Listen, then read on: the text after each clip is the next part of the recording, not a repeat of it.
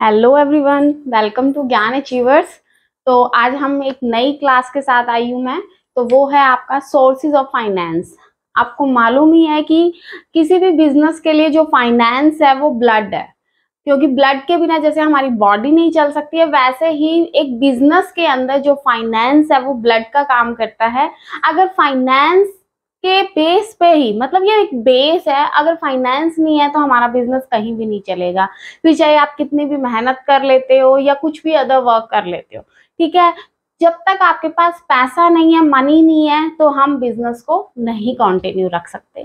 तो यस, तो अब हमने ये चेक करना है कि जो मनी है, जो फाइनेंस है, उसके क्या क्या सोर्सेज है किसी बिजनेस के लिए।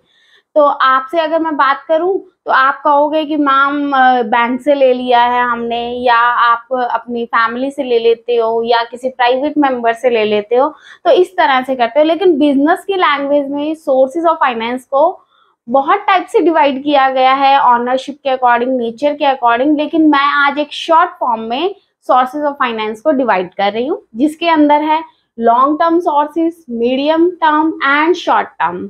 मींस पीरियड के बेस पे फाइनेंस सोर्सेज को हम डिवाइड कर रहे हैं।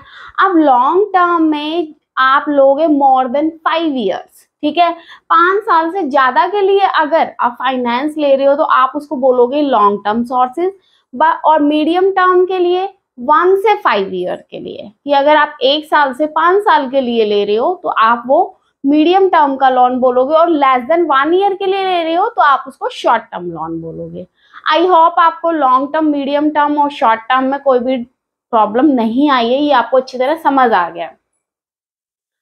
अब बच्चे, पॉइंट आता है कि लॉन्ग टर्म सोर्सेज के अंदर कौन कौन से सोर्सेज है। तो फर्स्ट वन है इक्विटी, प्रेफरेंस शेयर, डिबेंचर्स, री इन्वेस्टमेंट ऑफ प्रोजेक्ट, जिसको हम कॉमर्स लैंग्वेज में बोल देते हैं फ्लफिंग बैक। नेक्स्ट वन है लोन फ्रॉम फाइनेंशियल इंस्टीट्यूशंस, ठीक है, ये हैं आपके लॉन्ग टर्म में। नेक्स्ट वन है मीडियम टर्म। मीडियम टर्म के अंदर redeemable of preference share, redemption of debentures, public deposit and bank term loans हो गया है। शॉर्ट टर्म के अंदर आप ले लोगे banks, creditors, advance, public deposit and commercial banks, ठीक है। तो ये आपके शॉर्ट टर्म सोर्सेज है। अब ये क्या होते हैं, मैं आपको बहुत शॉर्ट के अंदर समझा रही हूँ।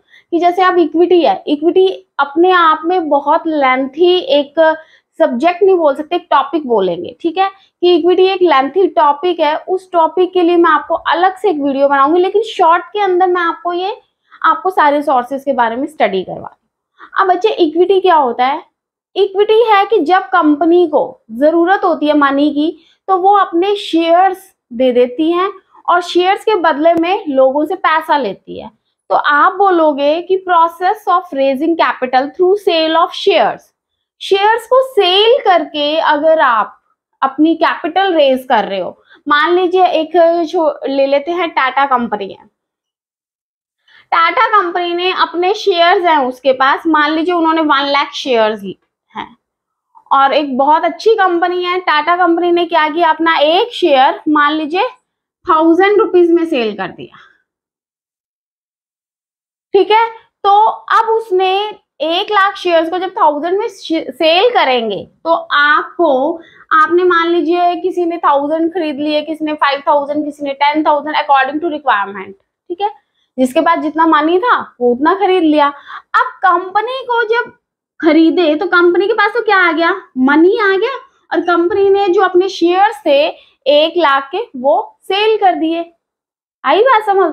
ये मान लीजिए उन्होंने, कंपनी ने 7 ईयर्स के लिए किया, तो 7 ईयर्स के लिए कंपनी को 10 करोड़ रुपया मिल गया, ठीक है, और आपने कंपनी के शेयर्स ले लिए हैं। अब क्या फायदा है, क्या लॉस है कि 1000 से आगे शेयर्स बढ़ते हैं, उससे जितना बढ़ता है, कल को मान लीजिए कंपनी ने 7 ईयर्स के लिए लिए, आपने 3 ईयर्स के बाद उसको सेल कर दिया, वो जो 1000 वाला शेयर था वो आपने 5000 में बेच दिया। तो ये बहुत सारा, मैं आपको कह रही हूँ ना, डीपली प्रोसेस है, लेकिन इतना हमने डीपली अभी नहीं करना है। मैं अभी की करंट टाइम की बात कर रही हूँ, करंट टाइम में बस मैं आपको शॉर्ट के अंदर बता रही हूँ।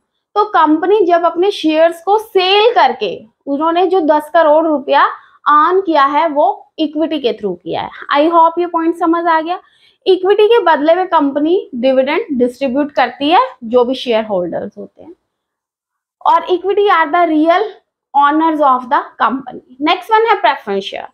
प्रेफरेंस शेयर्स क्या होते हैं? वो शेयर जिनको प्रायोरिटी दी जाती है इक्विटी शेयर्स के कंपैरिजन में in term of payment of dividend. मैंने आपको बोला कि इक्विटी शेयर्स जो होते हैं उनके बदले में उनको डिविडेंड मिलता है इक्विटी शेयर होल्डर्स को। अब इक्विटी से पहले कंपनी का जितना फायदा होता है ना, कंपनी उस फायदे में से डिविडेंड देती है इक्विटी शेयर होल्डर्स को। लेकिन जब प्रेफरेंस आते हैं ना, तो नाम से ही पता चल रहा है प्रेफरेंस, इट मीन्स इनको पहले प्रेफरेंस मिलेगी in comparison to equity share holders. आई बात समझ कि इक्विटी शेयर होल्डर्स से पहले प्रेफरेंस शेयर होल्डर्स को कंपनी के प्रॉफिट्स में से डिविडेंड मिलता है। अगर कुछ डिविडेंड बचता है तो इक्विटी वालों को मिलता है। अब आपके क्वेश्चन में माइंड में ये क्वेश्चन आ गया होगा कि मैम इक्विटी वालों को तो गलत हो रहा है इक्विटी वालों के साथ। तो मैंने ये भी बोला है कि they are the owners of company, ठीक है। तो ये कंपनी के ऑनर हैं, जबकि प्रेफरेंस शेयर होल्डर्स जो है वो कंपनी के ऑनर नहीं है, ठीक है। तो ये मैं 1 by 1 आपको इन टॉपिक की डीपली स्टडी भी करवाऊंगी, जिसके अंदर टाइप ऑफ प्रेफरेंस शेयर्स भी आएगा, टाइप ऑफ इक्विटी शेयर हो जाएगा। नेक्स्ट वन है डिबेंचर्स। डिबेंचर्स क्या होते हैं? एक तरह के लॉन्ग टर्म लोन्स होते हैं जो कि कोई भी कॉर्पोरेट या गवर्नमेंट रेज करते हैं funds from the public for capital requirement. कि मान लीजिए कोई कंपनी है, उसको पैसों की जरूरत है, अब वो क्या करे, वो एक तरह से लोन की फॉर्म में लेती है, ठीक है। इक्विटी थे, प्रेफरेंस थे, इन्होंने तो अपने शेयर सेल किए, ठीक है। बट डिबेंचर्स के अंदर बॉन्ड बन जाता है। ये डिबेंचर एक बॉन्ड होता है, उसके बदले में वो लोन लेते हैं। ये सिक्योर्ड है, अनसिक्योर्ड है, ये आगे स्टडी होगी। तो डिबेंचर्स एक डेट की फॉर्म में काम करता है। इक्विटी और प्रेफरेंस में तो हमें क्या मिल रहा था? डिविडेंड मिल रहा था। बट डिबेंचर होल्डर्स में कंपनी जो है डिबेंचर होल्डर्स को इंटरेस्ट पे करती है, ओके। तो वो हो गया डिबेंचर होल्डर्स की बात। आगे है री इन्वेस्टमेंट ऑफ प्रोजेक्ट या फ्लफिंग बैक। नाम से ही पता चल रहा है कि कंपनी के जो प्रॉफिट्स हैं, कंपनी उन प्रॉफिट्स को डिविडेंड ना दे के वापिस अपनी कंपनी में ही पैसा लगा देती है। मान लीजिए टाटा कंपनी को इस साल में 5 करोड़ का प्रॉफिट हुआ, बहुत कम बता रही हूँ बट एक एग्जांपल लेके चल रहे हैं। 5 करोड़ का प्रॉफिट हुआ तो कंपनी ने क्या कर दिया, वो 5 करोड़ वापिस अपने बिजनेस में री इन्वेस्ट कर दिया, ठीक है। उन्होंने ना तो किसी से लोन लिया, ना उन्होंने शेयर्स इशू किए हैं, ये 5 crore as it is business में इन्वेस्ट कर दिया। उसको हम बोल देंगे फ्लफिंग बैक। नेक्स्ट वन है loan from financial institution. Financial institutions कई कह देते हैं कि जो बैंक्स हैं वो ही फाइनेंशियल इंस्टीट्यूशंस हैं। तो yes, banks are financial institutions, but ये कंपल्सरी नहीं है कि सारे के सारे फाइनेंशियल इंस्टीट्यूशंस ही बैंक हो, ठीक है। तो ये डिफरेंस क्या है बैंक्स और फाइनेंशियल इंस्टीट्यूशंस में, ये भी आपको मैं बताऊंगी।